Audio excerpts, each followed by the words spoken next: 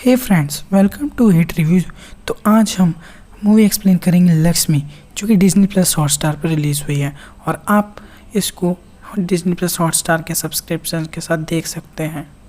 तो guys, video से पहले एक रिक्वेस्ट है कि अगर आपने अभी तक चैनल को सब्सक्राइब नहीं किया है तो प्लीज़ जल्दी से कर लो, क्योंकि एक्सप्लेनेशन और बॉलीवुड की न्यूज़ इस चैनल पर आती रहती है।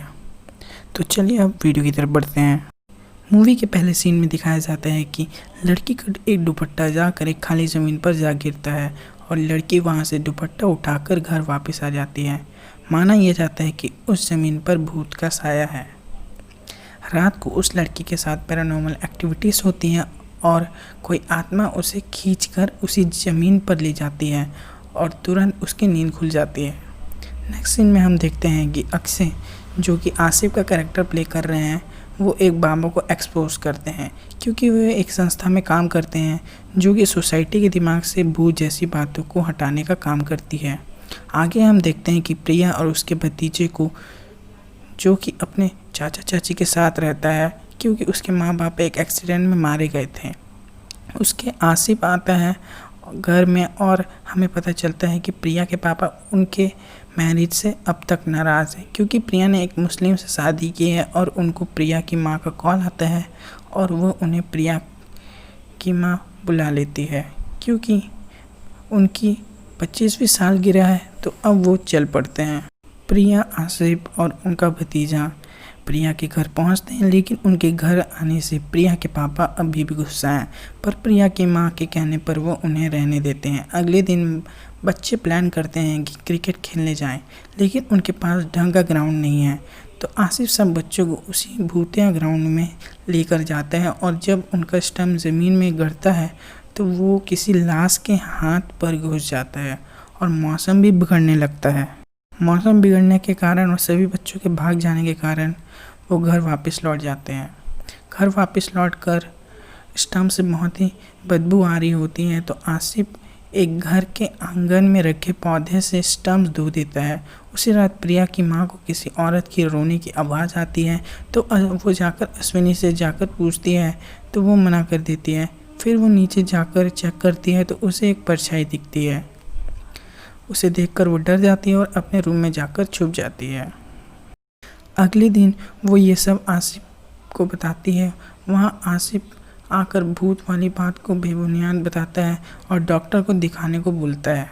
फिर उसी रात अश्विनी के साथ भी ऐसा ही कुछ होता है और वो अपने पति को, दीपक को बताती है कि खिलौने वाला घोड़ा अपने आप हिल रहा है और वो स्टोर रूम जाकर देखते हैं।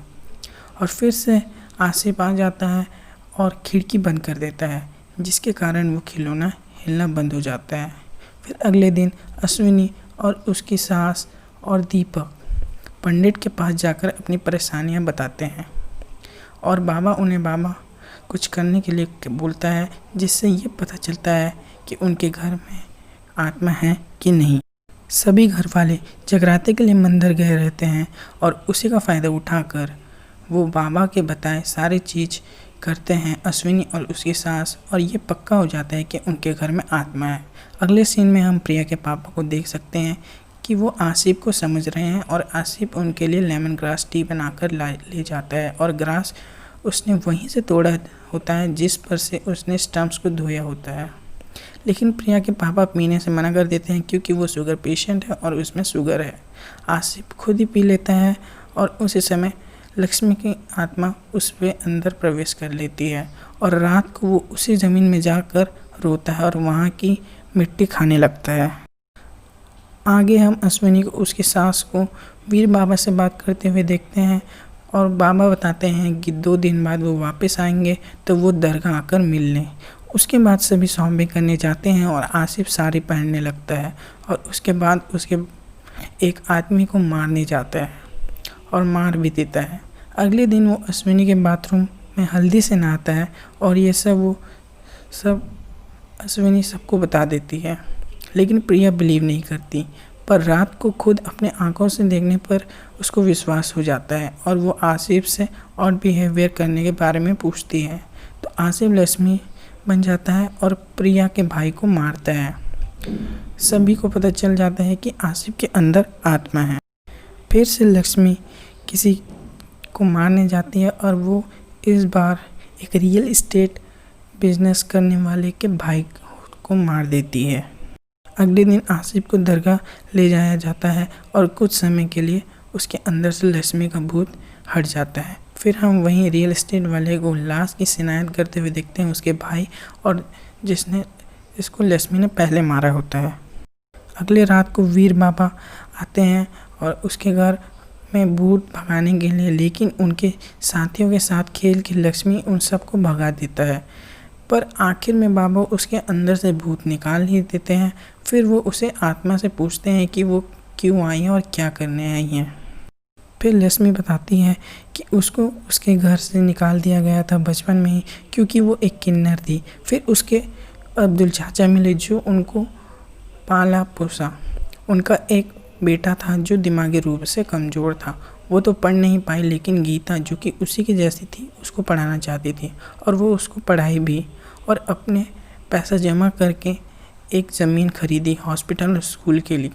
लेकिन उसको रियल एस्टेट के ओनर ने हड़प लिया, फिर उसको धोखे से मार भी दिया। साथ ही अब्दुल और उसके बच्चों को भी मार दिया और उन्हीं की ज़मीन में उन्हें गड़वा दिया। बैक टू प्रेजेंट, बाबा आत्मा को बंद करके समुद्र में फेंक देता है और आसिफ को एक धागा बंधवा देता है और 3 दिन पहनने के लिए कहता है, नहीं तो उस पर फिर लक्ष्मी आ जाएगी। दूसरी तरफ हम देखते हैं कि वह रियल एस्टेट वाला एक बाबा के पास गया है लक्ष्मी का सॉल्यूशन मांगने, लेकिन वो बाबा बताते हैं कि किन्नर और उसके परिवार वालों की लाश उस ज़मीन से निकाल कर समुद्र के पास प्योर अग्नि में जलानी होगी। तब लक्ष्मी की और उसके परिवार वालों की आत्मा को शांति मिलेगी और वो बच जाएगा। और आज लक्ष्मी जैसे किन्नर की बड़ा त्यौहार है, तो वो नाच करने के गाएंगे समुद्र के पास। आसिफ को दया आ जाती है लक्ष्मी के ऊपर और वो धागा खोल देता है और लक्ष्मी की आत्मा उस पर आ जाती है और नाचने के बाद वो एक एक कर सबको मारने लगता है। लेकिन वो ग्रीडी रियल एस्टेट ओनर मंदिर में चला जाता है। तब आसिफ आ जाता है क्योंकि भूत मंदिर के अंदर नहीं जा पाता और आसिफ उसको मंदिर से बाहर फेंक देता है और लक्ष्मी उसे मार देती हैं। कहानी 3 महीने आगे जाती है। लक्ष्मी के नाम का फाउंडेशन खुल चुका है और गीता इलेक्शन लड़ने वाली है। फिर पता चलता है कि अपोजिशन वाले पोस्टर फाड़ रहे हैं और हॉस्पिटल आ रहे हैं और फिर से हम आसिफ पर लक्ष्मी को देख सकते हैं और मूवी ख़त्म।